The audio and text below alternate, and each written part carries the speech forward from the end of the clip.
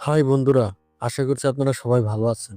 আমি এখন যে মুভিটি নিয়ে আলোচনা করতে যাচ্ছি, এই মুভিটি ইন্দোনেশিয়ান মুভি। মুভিটির ইংরেজির নাম ফাদার হান্টেড হাউস, যার ইন্দোনেশিয়ান নাম রুমা দিনাস বাপাক। আজকের মুভিটি 1992 সালের একটি বাড়ির সত্য ঘটনা অবলম্বন করে নির্মিত। মুভিটি 2024 সালে রিলিজ হয়। এটি একটি ভয়ঙ্কর হরর মুভি। প্রথমে বলে নেই, এই পরিবারের সদস্য সংখ্যা 5 জন। তারা হলো ছোট ছেলে দোদিত, বাবা বাপাক, মা আইবু, বোন লিজ এবং তার স্বামী ডেও। আর একটু বলে নেই, লিজ একজন গর্ভবতী। এই পরিবারের কর্তা হলো বাপাক। সে একটি চাকরি করে, আর চাকরির প্রমোশনের জন্য তাকে একটি জঙ্গলের ভিতর কাজ করতে হবে। সেখানে 1 বছরের জন্য তাকে থাকতে হবে। তাই সে সিদ্ধান্ত নেয় তার পরিবার সহ সে সেখানে যাবে, আর সেখানেই একটি বাসাতেই থাকবে। বাপাক তার ট্রান্সফারের বিষয়টি তার পরিবারের সাথে আলোচনা করে নেয়। তার পরিবারের সবাই সেখানে যেতে রাজি হয়। আসবাবপত্র নেওয়ার জন্য তারা একটি গাড়ি ভাড়া করে। ডেও ও লিস, তারা দুই স্বামী স্ত্রী সেই গাড়িতে করেই যায়। বাপাক তার স্ত্রী আইবু ও ছেলে দদিত তার বাইকে করে যেতে থাকে। হঠাৎ করে পথের মধ্যে তার বাইকটি বন্ধ হয়ে যায়। তারা হাঁটা শুরু করে। আইবু দেখে গাছের উপর বসে একটি বানর গান গাইতেছে। সে বাবাকে বিষয়টি জানায়। বাবাক সেই দিকে এক নজর তাকিয়ে বলে, এটি কিছুই না, তোমরা হাঁটতে থাকো। অবশেষে তারা সেই বাড়িতে পৌঁছায়। লিস এবং ডোদিত প্রিজন সেলের মতো একটি রুম সেখানে দেখতে পায়। তাদের দুজনের কাছে রুমটি ভুতুড়ে বলে মনে হয়। কিছুক্ষণ পর দুজন ব্যক্তি একটি বাইকে করে সে বাড়িতে পৌঁছায়। তাদের একজনের নাম হলো সুগেং, অন্য একজন কুষ্ণ। তারা দুইজন বাপাকের সহযোগী। তারা ভেবেছিল চলে যাবে এবং আগামীকাল আবার দিনের শুরুতে আসবে।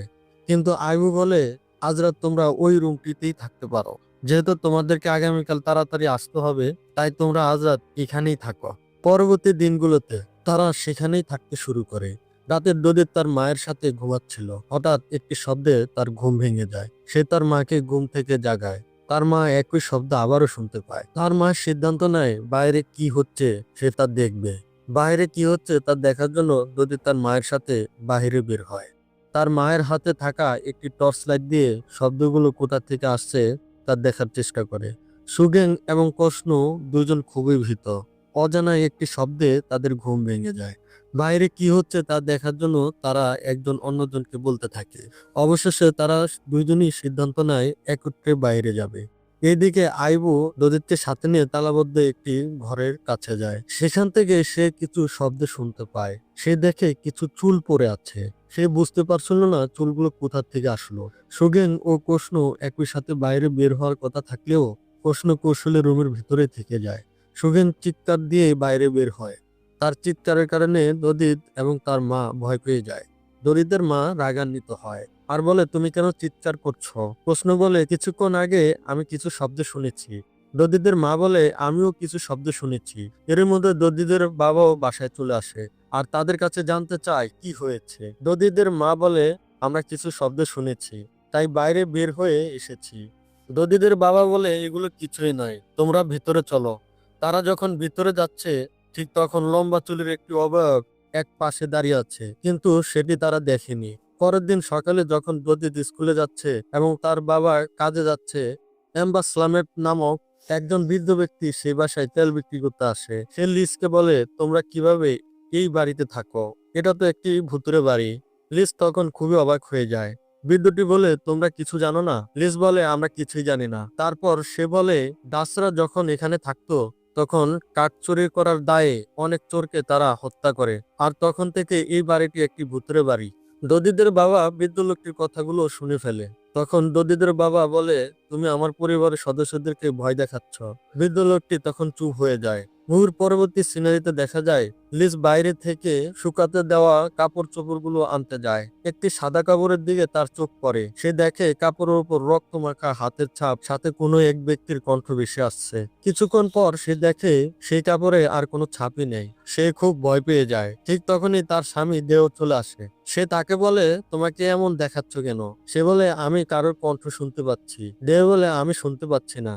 তারপর তারা দুজনেই বাসার ভিতরে চলে যায়। কয়েকদিন পর ঘটে আরেকটি ঘটনা। লিজ ও তার মা রান্না করছে। হঠাৎ করে একটি দরজা খুলে যায়। লিজ ও তার মা প্রচন্ড ভয় পেয়ে যায়। আবার দেখা যায় দদিত খেলনা গাড়ি নিয়ে খেলছে। যখনই সে গাড়িটি দূরে সরিয়ে দিচ্ছে, গাড়িটি আবার তার সামনে চলে আসছে। এই দৃশ্য দেখে সে চিৎকার দিয়ে তার মায়ের কাছে চলে যায়। একের পর এক এ ধরনের ঘটনা তাদের সাথে ঘটতেই থাকে। একদিন রোদিত স্কুলে যাচ্ছিল, সে দেখে একটি লাশ নিয়ে দুই দিক থেকে কিছু মানুষ আসছে। এটি দেখে সে খুব ভয় পেয়ে যায়। সে চিৎকারের সাথে দৌড়ে পালায়। পরদিন বন বিভাগের একজন কর্মকর্তা দদিতের বাবার সাথে কথা বলতে আসে। জঙ্গল থেকে কাঠ চুরি বন্ধ হয় সে তার প্রশংসা করে।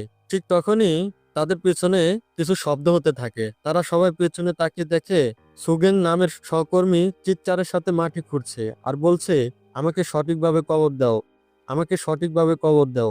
এই দৃশ্য দেখে সবাই ভয় পেয়ে যায়। এক পর্যায়ে সুগেন তাদের দিকে ধেয়ে আসে। ঠিক তখনই প্রশ্ন তাকে আঘাত করতে থাকে। আঘাতের কারণে সুগেন জ্ঞান হারিয়ে ফেলে। বাড়িতে ফেরার পর দদিতের মা এবং বাবা বিষয়টি নিয়ে ঝগড়া করতে থাকে। দদিতের মা বলতে থাকে, আমাদের এখানে আসা ভুল হয়েছে, এখন যত তাড়াতাড়ি সম্ভব আমাদের যাওয়া উচিত। কিন্তু তার বাবা রাজি হয় না, কারণ ডিউটির জন্য এখানে তাকে থাকতে হবে। একজন দদিত সুগেং প্রশ্ন এম্বাসলামেট নামের বৃদ্ধের কাছে যায়। বৃদ্ধ লোকটির কাছে তারা জানতে চায় এই বাড়ির ভুতুড়ে হওয়ার কারণ। বৃদ্ধ লোকটি বলে, যখন এই অঞ্চলে ডাচ কলোনির অন্তর্ভুক্ত ছিল, তখন ডাচদের মধ্যে একজন বিবাহিত ব্যক্তি স্থানীয় একটি মেয়েকে ভালোবাসতো। মেয়েটির নাম ছিল মিমিন। তাদের সম্পর্ক এমন পর্যায়ে ছিল যে মেয়েটি প্রেগনেন্ট হয়ে যায়। বিষয়টি ডাচ ব্যক্তির স্ত্রী জানতে পারে। তারপর মেয়েটিকে একটি ছেলে আটক রাখা হয়। তাকে কাঠচুরির অপবাদ দিয়ে তার হাতের একটি আঙ্গুল কর্তন করা হয়। মেয়েটিকে কারোর সাথে কথা বলতে দেওয়া হতো না। পরে মেয়েটি একটি সন্তান জন্ম দেয়। সন্তান জন্ম দেওয়ার কিছুক্ষণ পর মেয়েটি ও তার সন্তান মারা যায়। তোমাদের বাড়িতে যে প্রিজন সেলটি দেখা যায়, সেই সেলটির মধ্যেই মেয়েটিকে রাখা হয়েছিল। তদিত বিষয়টি তার বাবার সাথে শেয়ার করে, কিন্তু তার বাবা বলে এগুলো সঠিক নয়। দদিদের বাবা তার সহকর্মীদেরকে নিয়ে রাতে বন পাহারা দিচ্ছে। হঠাৎ করে সুগেম একটি ভয়ানক অবয়ব দেখতে পায়। সে চিৎকার করতে থাকে। এদিকে লিজ দেখে তার স্বামী বাসায় প্রবেশ করছে। সে তাকে গোসল করতে যেতে বলে, কিন্তু গোসল করতে যাওয়ার পর ডিও আর দরজা খুলছে না। লিজ দরজা খুলতে বলে। লিজ দরজা খুলে দেখে বাথরুমে কেউই নেই। সে দ্রুতই বের হয়ে যায়। সে বিষয়টি তার মায়ের সাথে শেয়ার করে। সেই রাতে লিজ তার মায়ের পাশেই ঘুমাচ্ছিল।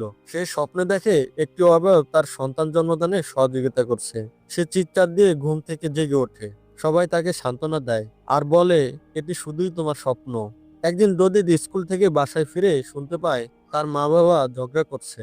সে বাসার সিঁড়িতে বসে পড়ে। কিছুক্ষণ পর তার বোন এসে বলে, চলো আমরা খেলতে যাই। দদিত খেলার জন্য তার সাথে যায়। কিছুক্ষণ পর তার বোন এসে তাকে ডাকাডাকি করে।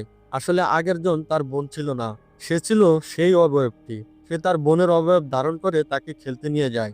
একটি ফুলের বাগানে প্রবেশ করার পর দদিত হঠাৎ করে দেখে অবয়বটির দুই পা দিয়ে রক্ত বেয়ে পড়ছে। সে চিৎকার দিয়ে দৌড়ে পালানোর চেষ্টা করে। দিন শেষে রাত হয়ে যায়, কিন্তু দদিত বাসায় ফেরে না। তার বাবা এবং সহকর্মীরা তাকে খুঁজতে বের হয়। দুইজন এম্বাসলামেট নামক বৃদ্ধের কাছে যায়। এদিকে দদিত একটি শ্মশানে গিয়ে পৌঁছায়। সে দেখে একটি অবয়ব গাছের উপর বসে গান গাইছে। সে তা দেখার চেষ্টা করে। ঠিক সেই মুহূর্তে বৃদ্ধ লোকটি তাকে পিছন থেকে ধরে ফেলে। সে ভয় পেয়ে যায়। বৃদ্ধ লোকটি তাকে বলে এই ঘটনা কেউ যেন না জানে। বৃদ্ধ লোকটি তাকে বাসায় পৌঁছে দেয়। লিজ একটি সন্তান জন্ম দেয়। তাকে নিয়ে সবাই আনন্দে সময় কাটায়। এক রাতে লিজ ঘুমাচ্ছিল, তখন দোলনায় তার সন্তান কাঁদছে। দদিত তাকে দেখতে যায়, কিন্তু সে দেখে জানালার উপর কেউ একজন রক্তমাখা হাত রেখেছে। সে চিৎকার দিতে থাকে। সেই মুহূর্তে তার মা চলে আসে। এক রাতে লিজ ঘুমাচ্ছিল, হঠাৎ তার ঘুম ভেঙে যায়। সে দেখে অসংখ্য টিকটিকি দিয়ে তার রুম পরিপূর্ণ। এই দৃশ্য দেখে তারা সবাই ভয় পেয়ে যায়। কিছুক্ষণ পরে তারা লক্ষ্য করে বাচ্চাটি দোলনাতে নাই। আসলে অবয়বটি বাচ্চাটিকে দোলনা থেকে নিয়ে যায়। তারা এখন কি করবে তা বুঝতে পারছিল না। নদী দেখতে মোমবাতি নিয়ে বাচ্চাটিকে খুঁজতে যায়, কিন্তু সে দেখে লম্বা একটি অবয়ব তার সামনে দাঁড়িয়ে আছে। দদিত ভয়ে চিৎকার করতে থাকে। তারপর দদিদের বাবা গ্রামবাসীদের নিয়ে বাচ্চাটিকে খুঁজতে বের হয়, কিন্তু কোথাও খুঁজে পায় না। উপায় না পেয়ে তারা সেই বৃদ্ধের কাছে যায়। বৃদ্ধ বলে এটি মিমিনের কাজ। মিমিন বাচ্চাদের প্রতি আকৃষ্ট ছিল। বৃদ্ধটি তাদের বাসায় যায়। বৃদ্ধ লোকটি নিজেও একজন তান্ত্রিক। বাচ্চা খুঁজে পাওয়ার জন্য সে অন্য একটি জগতে চলে যায়, যেখানে মিমিন থাকে। সেখানে সে দেখে মিমিন ফুফিয়ে ফুফিয়ে কাঁদছে। বৃদ্ধ লোকটি মিমিনকে বলে, তুমি তাদের বাচ্চা ফিরিয়ে দাও। সে বাচ্চাটিকে ফিরিয়ে দিতে অস্বীকার করে এবং বলে, তুমি এখান থেকে এখনই চলে যাও। ঠিক তখনই বৃদ্ধ লোকটি সেই জগৎ থেকে ফিরে আসে। কিছুক্ষণ পর তারা বাচ্চাটির কান্না শুনতে পায়। বাচ্চাটি আনার জন্য তারা বাসার বাইরে যেতে চায়, কিন্তু দরজাগুলো নিচ থেকে আটকে যায়। কিছুক্ষণ পর তারা দেখে অবয়বটি তাদের দিকে তাকিয়ে হাসছে। এম্বাসলামের সুগেন প্রশ্ন অবয়বটির দিকে এগিয়ে যায়। ঠিক তখনই অবয়বটি তাদের তিনজনকে নিয়ে অদৃশ্য হয়ে যায়। আবারও তারা বাচ্চাটির কান্না শুনতে পায়। তারপর তারা দৌড়ে সবাই সেই দিকে যায়। বাচ্চাটিকে তারা প্রিজন সেলের সেই রুমটির মধ্যেই পায়। বাচ্চাটিকে ফিরে পেয়ে তারা খুবই আনন্দিত হয়। সুগেং ও কুষ্ণও ফিরে আসে। অবশেষে দদিদের বাবা বাপাক ছাড়া সবাই সেই ভুতুরে বাড়িটি ত্যাগ করে। আর এর মধ্যে দিয়ে ছবিটির সিনারি শেষ হয়ে যায়। যদি এই মুভিটির বর্ণনা আপনাদের কাছে ভালো লেগে থাকে অবশ্যই লাইক, কমেন্ট এবং শেয়ার করে দিবেন। আর আপনি যদি এই চ্যানেলে নতুন হয়ে থাকেন অবশ্যই চ্যানেলটি সাবস্ক্রাইব করে সঙ্গেই থাকবেন। ধন্যবাদ ভিডিওটি দেখার জন্য।